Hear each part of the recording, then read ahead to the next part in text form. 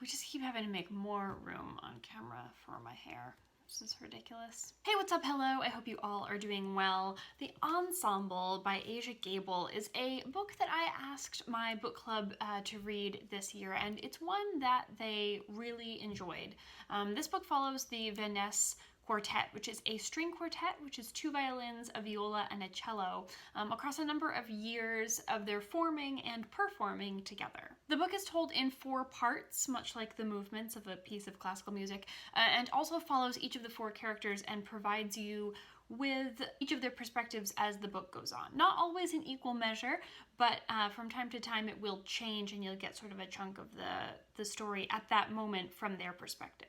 The 4 characters are Jana, who is the leader of the group. She's the first violin and basically is trying to figure herself out how to be a person well and also trying to keep the group together. There's Henry, who's the violist, who is a prodigy and just also happens to be good at basically everything he does. He's also late to everything and very much struggles with how his ease and the ease that he has with everything manifests itself in the rest of his life. There's Britt, who is the second violinist, who is just sort of regular, and then there's Daniel, who is the cellist, and there's a lot going on in his head that he can't seem to sort out and really affects a lot of his behavior. I chose this book to read with the Library Book Club because I hadn't been able to make it through Meg Wolitzer's The Interestings. I got 100 pages into this book and DNF'd it earlier this year just because I couldn't stay attentive to the story and what was going on, but the premise of these 2 books are similar. It's charting the experience of a group of friends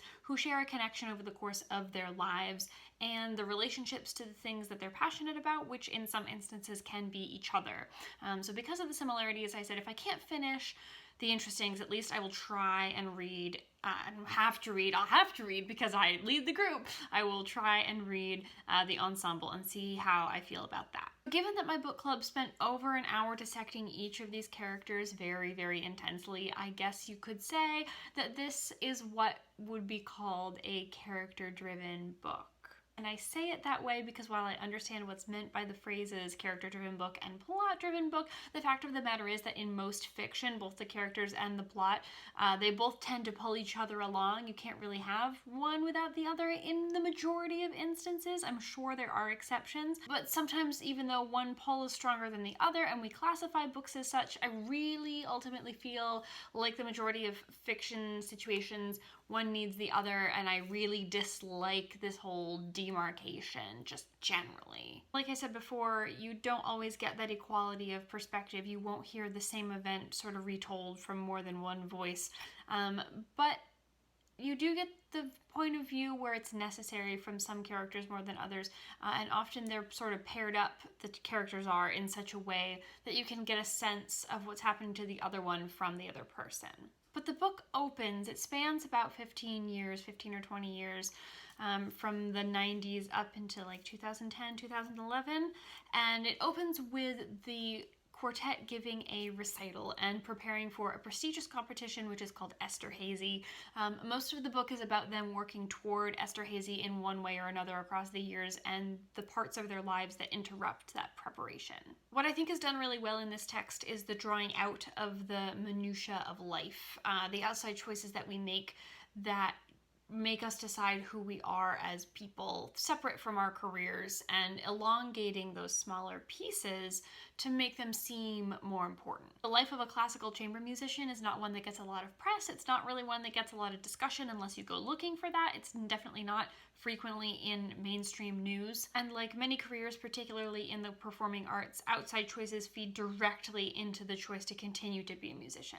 And while that direct feed is true of many careers, what's great about this text is that the author really makes clear in this one capacity and this one very specific capacity how life choices interact and feed career choices, that it gives it a greater feeling of transference and applicability to other kinds of careers and other kinds of lives. The struggles that all of these characters face in understanding the results of their actions are human struggles. The life events of children and death and the changes to their bodies, those are all human events, those are all human things that happen. And knowingly or not, the author shows how life fits into one's art and how their choices to make art really change their lives. It all kind of plays together in this very realistic and very reflective way. But it's done with a lot of words, a lot of sort of headspace entrapment, if you will. The tone feels really heady, and by that I do mean in the heads of the characters.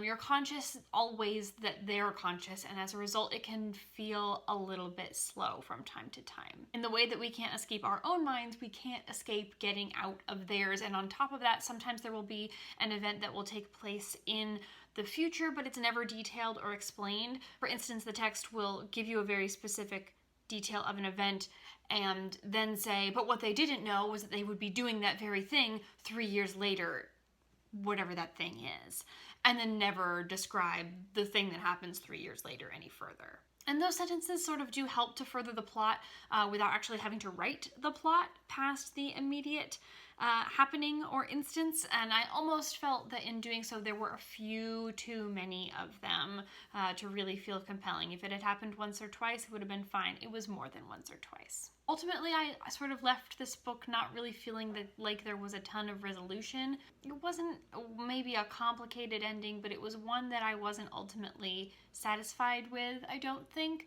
But nevertheless, I would recommend this book to folks who like really complicated backstories over a piece of literature that moves quickly, i.e.